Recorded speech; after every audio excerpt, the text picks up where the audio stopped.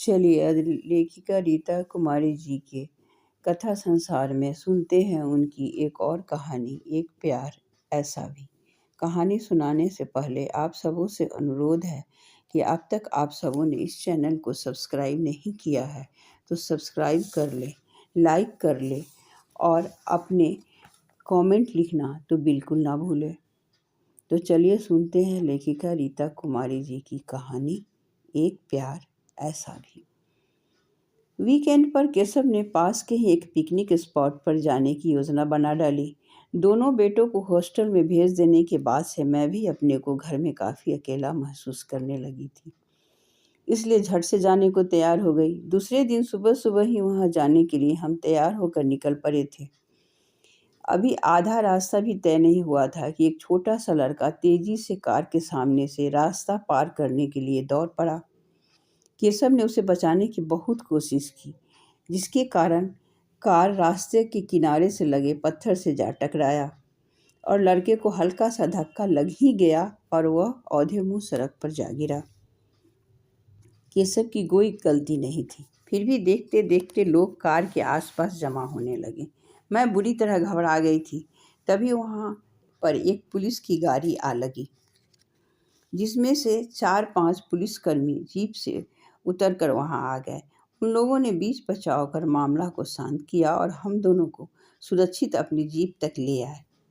वहां पहुंचते ही जो व्यक्ति धूमकेतु सा जीप से निकलकर प्रकट हुआ, वह और कोई नहीं विष्णु था, जिसे देख मैं अचंभित रह गई और मुझे यह समझते देर नहीं लगी कि पुलिसकर्मियों का हमारे साथ इतना दोस्ताना रवैया क्यों था।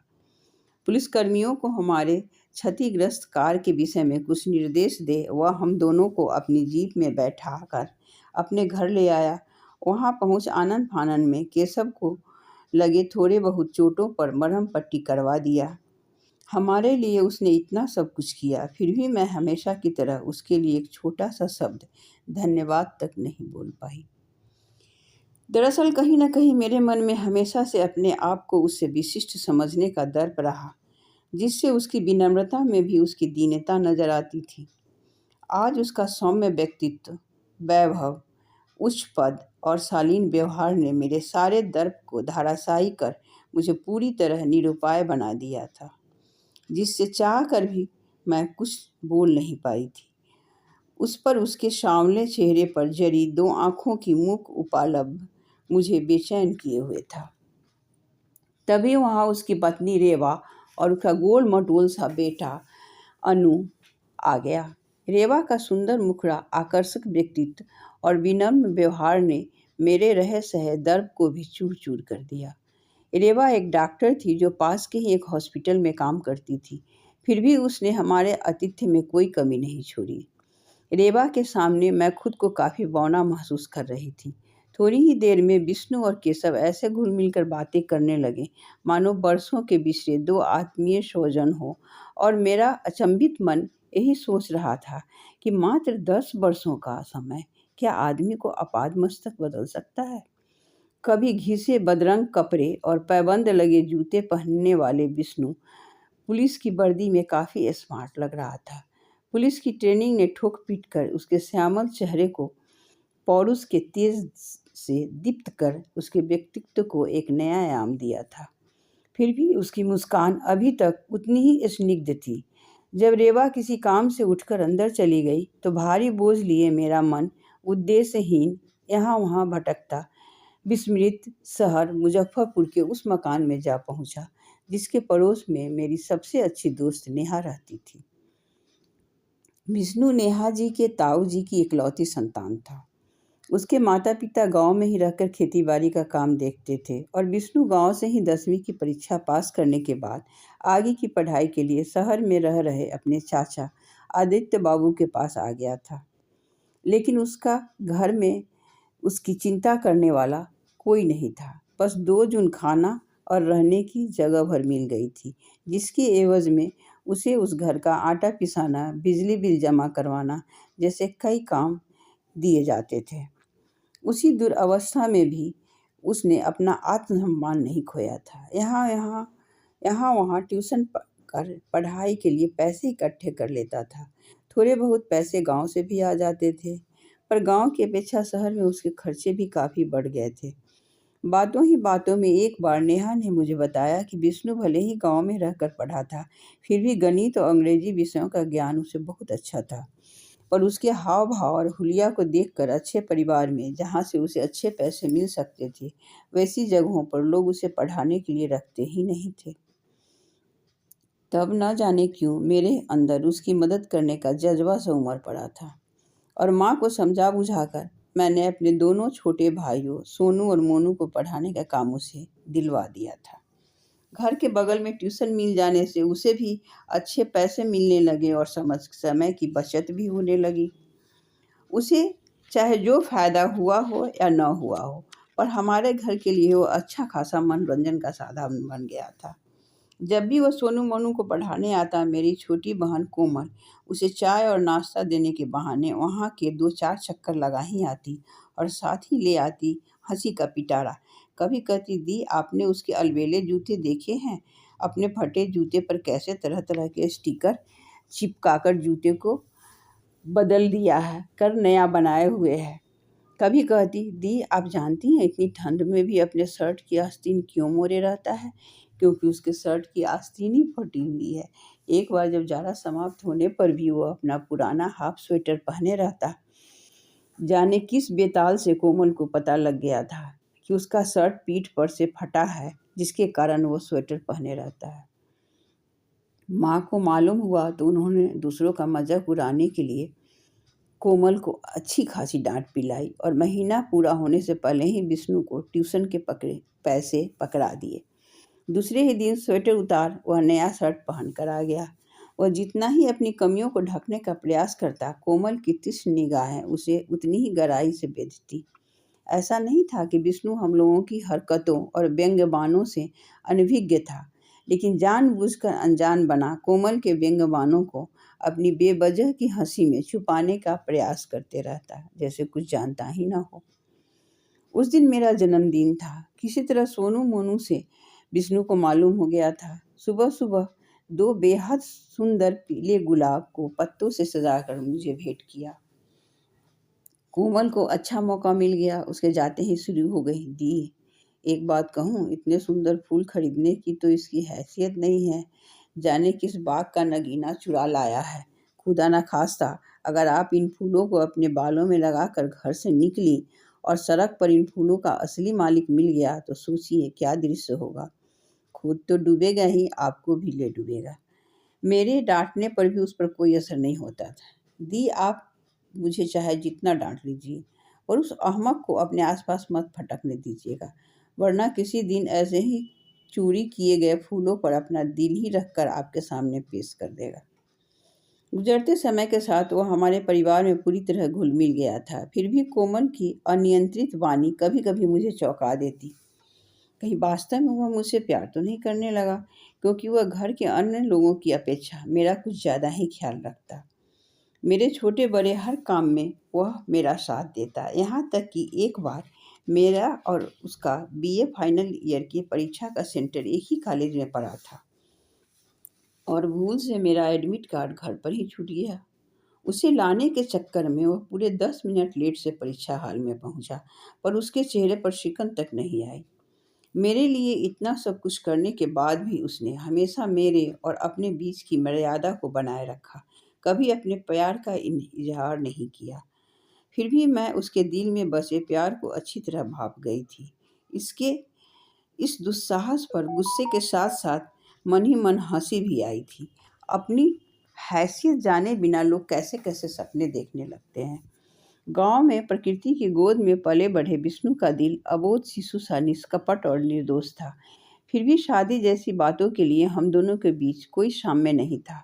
समृद्धि और शहरी संस्कार में पली बढ़ी मैं एक गोरी चिट्ठी बेहद खूबसूरत लड़की थी। मेरे पिताजी सिंचाई विभाग में काफ़ी ऊंचे पद पर कार्यरत थे, जिसके कारण बचपन से ही हमें सभी आधुनिक सुख सुविधाओं की आदत थी।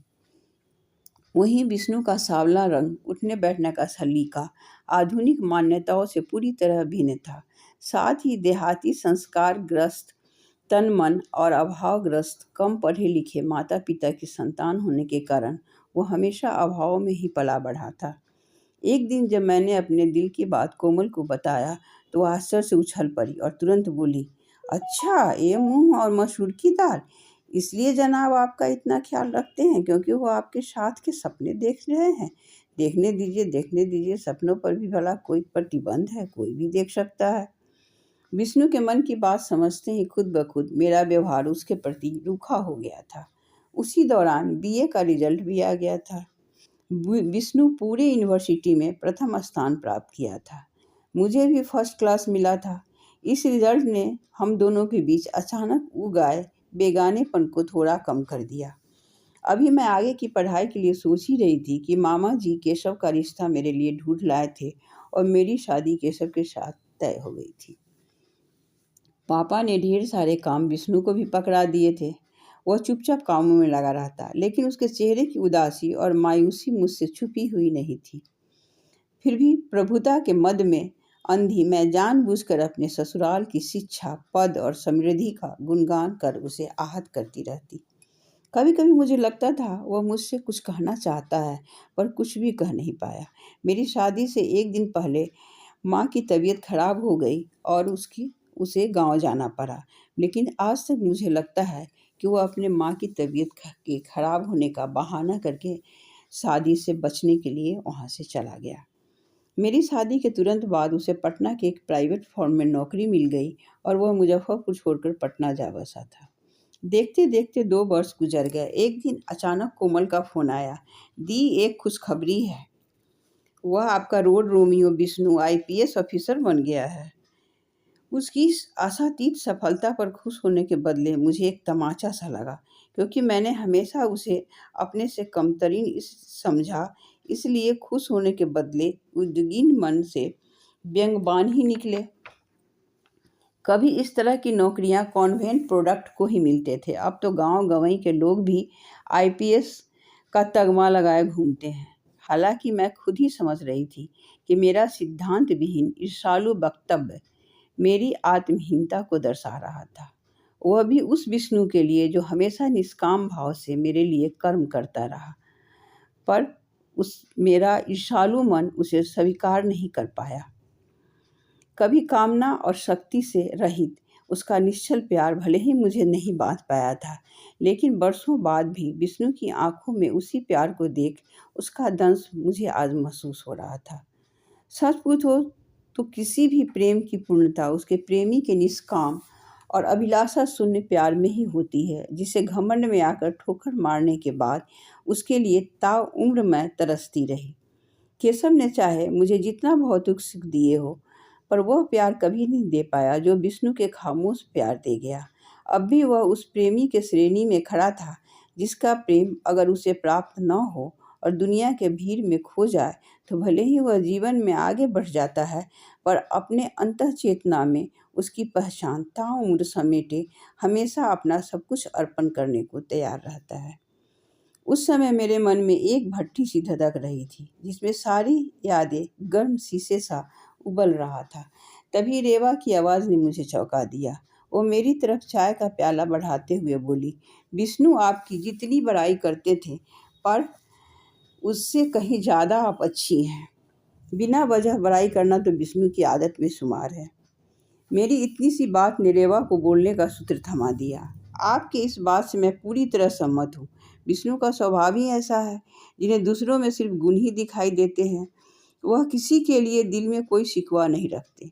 माता पिता से भी इनका लगाव अद्भुत है। हर रिश्ते को मान देने वाला, निश्चल और दूसरों की मदद करने वाले इंसान की पत्नी कभी दुखी हो ही नहीं सकती। यही सोच मुझे इनके करीब लाया था। हम दोनों अलग अलग वातावरण में पले बढ़े, अलग अलग स्वभाव के भी हैं, फिर भी ऐसी ही कुछ बातें बहुत खास थी जो हम दोनों में समान थी, जिससे हमने शादी कर ली। मैं आज फख्र से कह सकती हूँ कि हम दोनों का यह फैसला पूरी तरह सही था। रेवा की बातों से मेरी खामोशी और भी गहरी हो गई। एक अजीब सी शून्यता मेरे दिलो दिमाग में भरने लगी थी। तभी हमारी कार बनकर आ गई थी और हम दोनों ने वहाँ से विदा ली। गाड़ी में बैठने से पहले मैंने मुड़कर देखा। विष्णु से मेरी आंखें टकरा गई। उसके सरल शंकाहीन निर्दोष आंखों में से मैं आंखें नहीं मिला पा रही थी। जिस सोच के कारण मैं अपने आप को विष्णु से श्रेष्ठ समझती थी, आज उसी सोच ने मेरा कद काफ़ी छोटा कर दिया था। मैंने जो अपने श्रेष्ठता की एक लकीर उसके सामने खींची थी, उसके सामने उसने एक बड़ी लकीर खींचकर खुद बखुद मेरे लकीर को छोटा बना दिया था। अभी आप सुन रहे थे रीता कुमारी की कहानी एक प्यार ऐसा भी। धन्यवाद।